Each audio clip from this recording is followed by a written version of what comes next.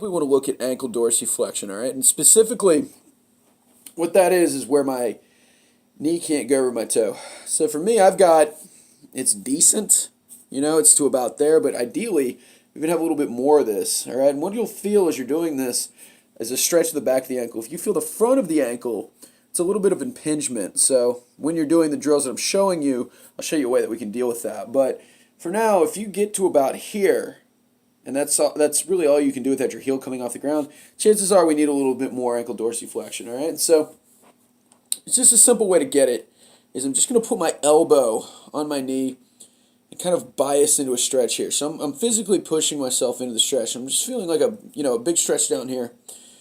And I would hold here for around 30 seconds. Now, in order to, quote-unquote, pails and rails, which I kind of reference in our tibial video, pails and rails is just a stretching term that I use. Pails would be pushing away from the effort or pushing away from the direction that we're going. So my pails here would be to push my foot into the ground. Okay, I don't have to move anywhere. I'm just trying to push down to the ground as hard as I can and just hold for about 10 seconds, 10 to 15 seconds. I let go, and then I'm going to try to pull my toes up off the ground and pull myself a little bit further in, trying to keep my foot on the ground. I relax and I just hold here. All right, now once I can do that, I can start to just move in and out actively by pulling my toes up, come in as far as I can, pushing my toes down and come out. I can do that again by just, again, pull up, come out. And then I can finish that off with some ankle cars, right? Which an ankle car would be,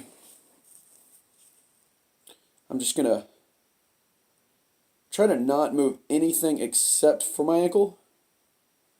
I'm just coming up and down, and really I'm biasing dorsiflexion we just worked, which is this motion. So we're kind of working the motion in two ways, with my foot on the ground and then with my foot off the ground, which are two different ways to kind of get that motion.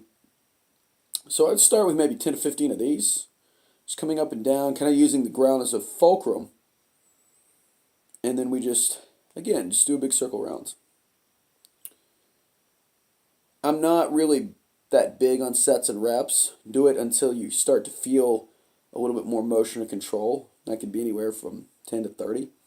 But in that ballpark, just make sure that as you're doing that, we don't get any motion from the tibia.